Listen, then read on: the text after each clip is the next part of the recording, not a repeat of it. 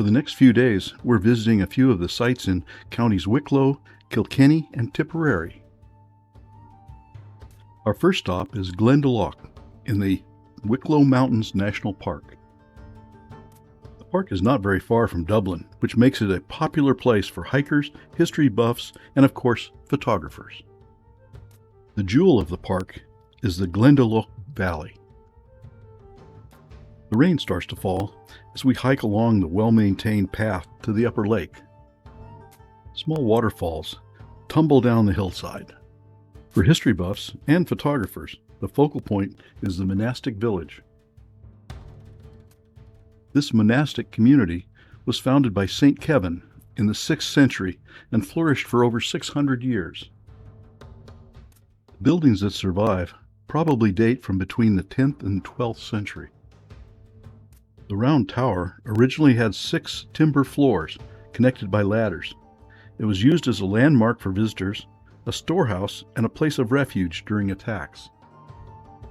The largest surviving building is the St. Peter and St. Paul's Cathedral, which dates from the late 12th century.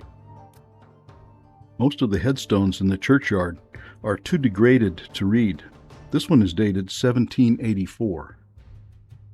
But it's obvious that the churchyard has been a popular final resting place over the centuries.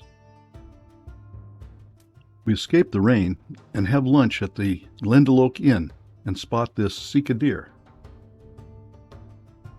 Our next stop is the Mount Jouliet Estate in County Kilkenny, our overnight stay.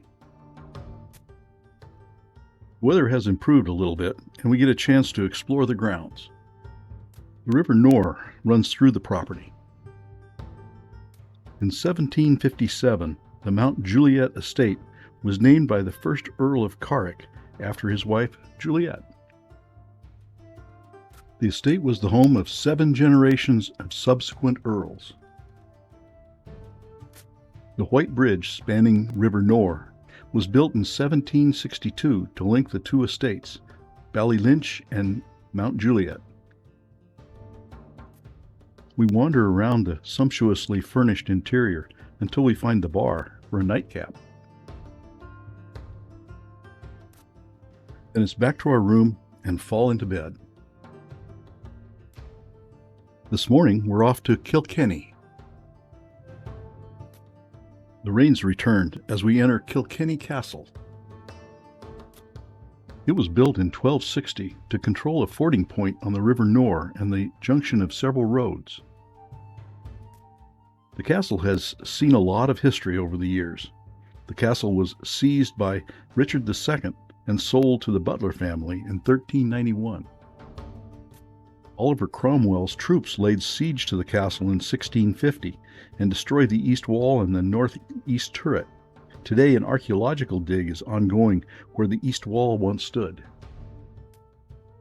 During the Irish Civil War of 1922, the Republicans were besieged in the castle by the Irish Free State forces.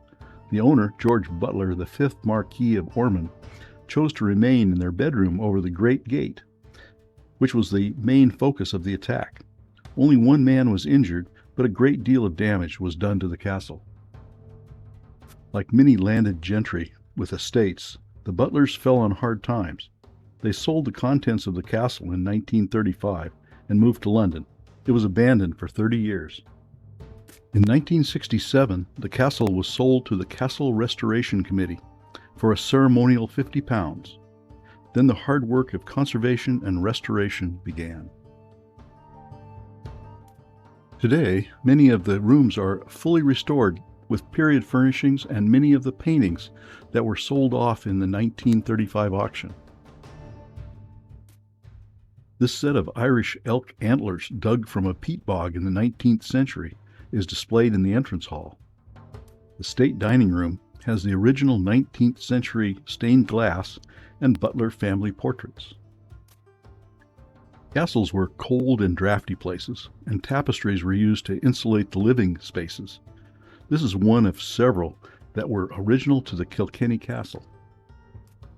The library is a good example of the restoration work that was done at the castle.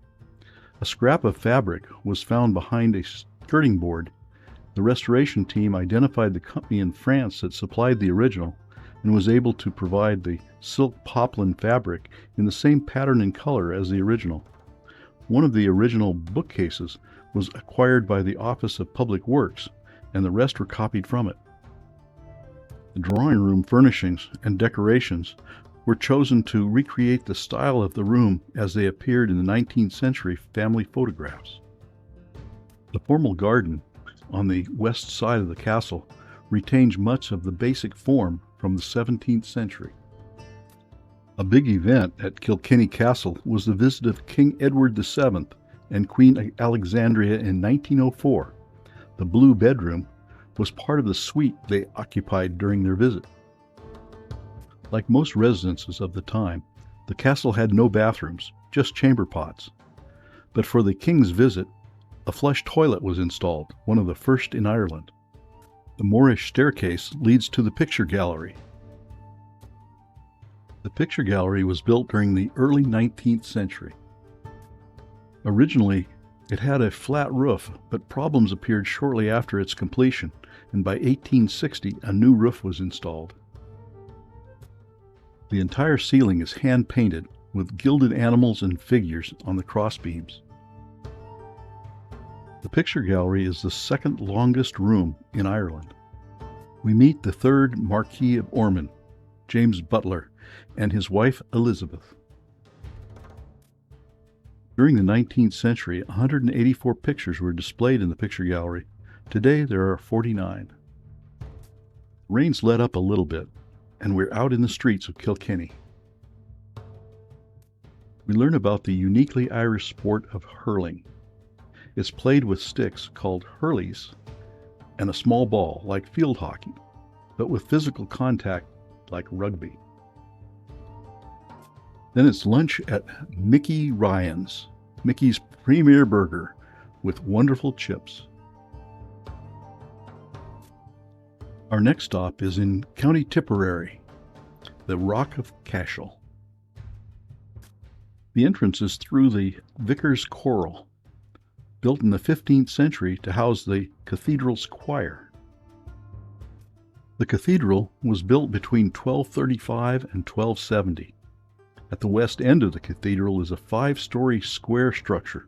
It was built in the 15th century. Much of the south side of the tower house collapsed in a storm in 1848. The Rock of Cashel stands 300 feet above the lush plains of Tipperary. The nave dates from the 13th century. The crossing is formed by 4 elaborate 13th century pillars rising to a ribbed vault. Looking from the crossing to the north transept, there are side chapels and the round tower. The weather's getting worse, but that just makes the photographs of these ruins more atmospheric. In the chancel are grave slabs dating from the late 13th century to the 19th century. Looking from the choir to the nave in the cathedral. The coat of arms of Malcolm Hamilton, Archbishop of Cashel from 1623 to his death in 1629. A 16th century tomb in the side chapel. Protected by a roof and screen in the south transept are remnants of a large medieval wall painting depicting the crucifixion. The Rock of Cashel became a desirable cemetery in the 18th and 19th centuries. The Celtic cross emerged in Ireland, France, and Great Britain in the early Middle Ages. The 92-foot tall round tower is the oldest surviving building on the Rock of Cashel. It was built around 1101. Weather hasn't gotten any better, so a few more shots and then we need to leave.